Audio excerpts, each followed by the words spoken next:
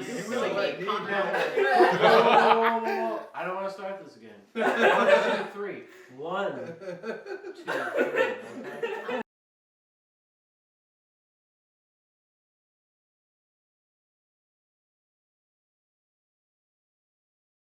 All right, so this is going to be the table read of A Perfectly Good Explanation, which one day will be a big hit or possibly a series starring these lovely gentlemen and lady. All right, yeah. Who are you and who are you going to be playing? Why, I am Nathaniel Brooks. And I tell you what, I am Nate in this story. And I'm here to take you on a journey.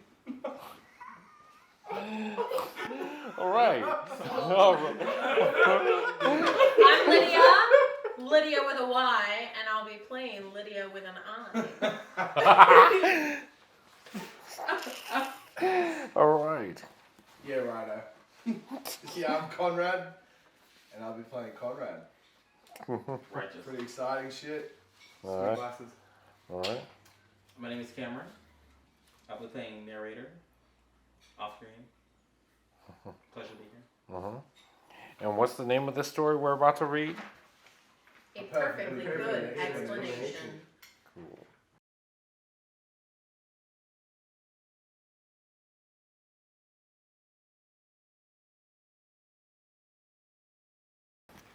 Let us begin. Okay. The setting is the interior of Nate's living room at nighttime. The room is lightly lit with a little smoke floating around in the room. 3 people sit around the lit up fireplace. There's a young man, Nate, 31. Next to him is a young woman, Lydia, with an I. And next to her is a young man named Conrad, 32. 32? What the fuck? I want you to know I'm Oh my God! Alright. Cut! I'm 21. I thought that was an important detail, I'm sorry. It's gonna be a long shoot. No. Oh gosh. Alright, so listen to this. Both Conrad and Nate lean in closer to her. So there's been a lot of talks about the morgue at the hospital that I work at. Conrad and Nate look at each other with concern and back at Lydia. Lydia takes a breath and continues with the story. Begin flashback.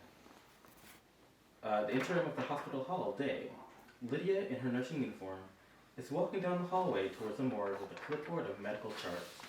Down the end of the hall, there is a door with a sign that reads, morgue.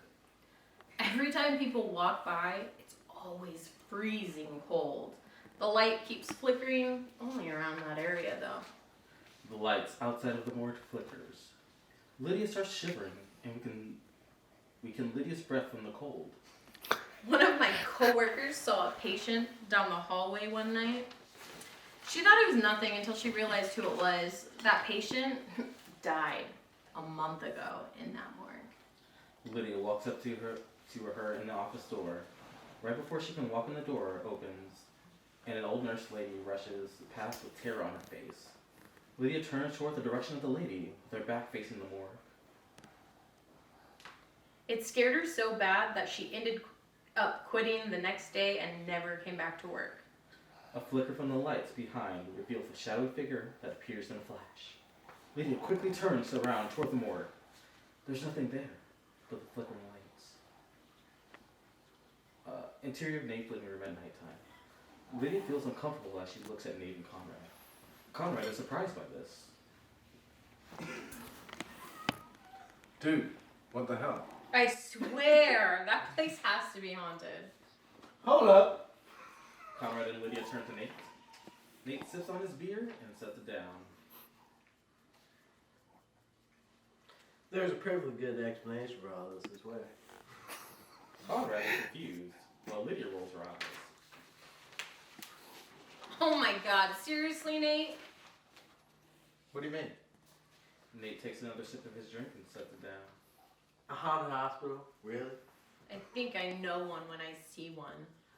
Okay, you're talking about the morgue room. Always consistently being cold, right?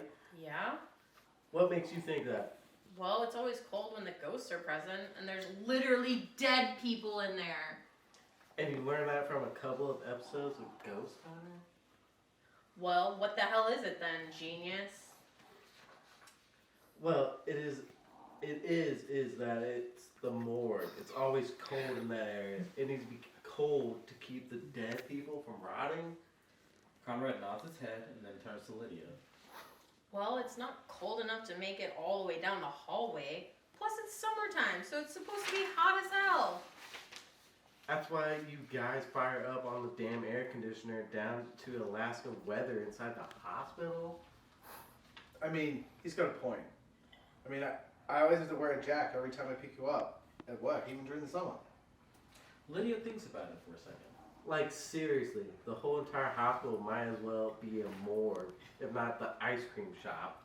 Look, whatever. Brenda said that she saw what she saw, and it scared the hell out of her, and she ended up leaving the job. Well, of course she left. What part of retirement do you not understand? Wait, what? Oh, Brenda? Yeah, she finally retired after 30 years. Brenda retired? Yeah, remember her retirement party? Lydia's confused. He silently sips his beer to hide his giggle. Oh, damn. She didn't invite you. Now that is a scary story. Freaking bitch! Well, sounds like another body is going into the morgue. After all the things I've done for her! Anyways, enough dwelling in the past. Conrad, my man, what you got for us that might actually scare the shit out of us? Conrad is sniffing the smoke in the air and is looking suspicious.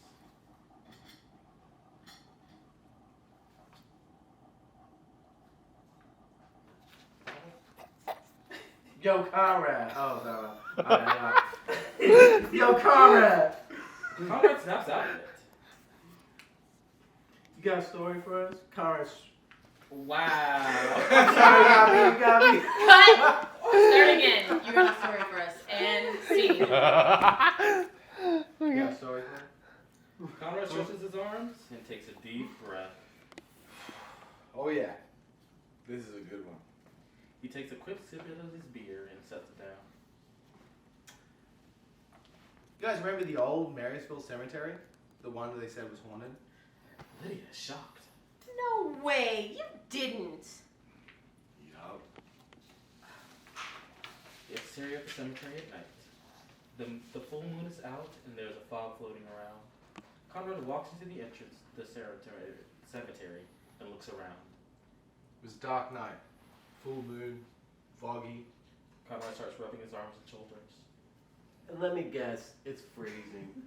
I don't know what It's that means. wintertime, numbnuts. Oh, no. My arms and shoulders. I'm like, give myself a massage. It's wintertime, you numbnuts. Or maybe there's a ghost. Jesus freaking Christ. Conrad looks up into the air towards the camera. Yo, guys.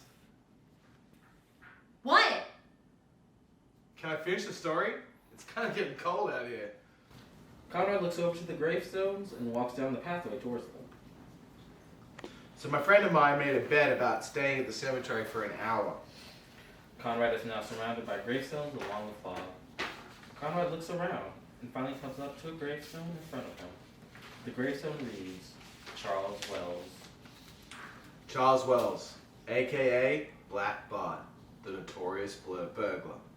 Conrad looks around and sees a tree behind him. He walks over to the tree and sits down. Conrad rubs his shoulders while looking straight at the gravestone. The story... story goes that he's buried... The story goes that he buried his gold around this area before it became a cemetery. The only problem was that when he came back, a whole bunch of people were buried around the gold. So he dug and dug until he finally died. Conrad looks around the cemetery. There's a legend that you can hear him walking around his grave at night. He'll be carrying his shovel around and still trying to find his gold that he stole from all these bank characters. Not even death could hold him down. Conrad's eyes focus on Charles's grave. Conrad looks around and stops at the direction of Charles's gravestone. There's a tall, dark figure standing behind the gravestone looking around. Then swings a shovel over his shoulder and looks around. Conrad is frozen with terror. A sound of a tree branch snaps. The figure's head quickly turns towards Conrad's direction. Conrad is nowhere to be seen. Conrad is hiding behind the tree and covering his mouth tight. The dark figure moves closer to the tree. Suddenly, a little squirrel pops out from behind the tree and runs off down the path. The dark figure shrugs this off and continues along down the path and away from Conrad. Your dark figure, say, now where did I put it? Oh yeah. Now where did I put it?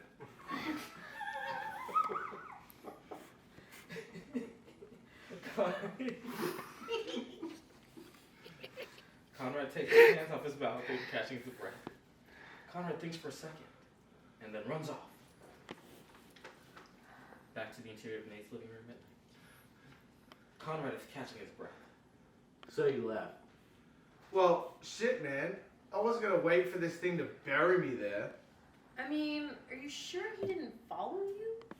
Hey, man, I didn't bother to look her back. I just hightailed it and never spoke about it since. Well, you're lucky to be alive. I ain't looking to lose my life over some crazy bet. Dude, really, bro? Conrad and Lydia slowly turn towards Nate. You lost a bet over nothing. Oh, God. Come on, man. I was there myself. Not even drunk. I saw what I saw. Nate Did you finishes know? a sip of his bourbon. Did you though? Flashback to the exterior cemetery at night. Conrad is out in the cemetery, shivering. Obviously it's cold because it's wintertime, and you just so happen to be at a cemetery? Conrad rolls his eyes and walks down toward Charles Wells' gravestone. Conrad shows up to Charles Wells' gravestone. Yes, there is a story about Charles Wells. Ghost still wandering the cemetery grounds looking for his gold. So there is a ghost out there? Just a story, not actual facts. You're impossible. So is this a ghost that our friend saw? Conrad is now hiding behind the tree and looking around to see the dark figure. I'm telling you, that was Charles Wells.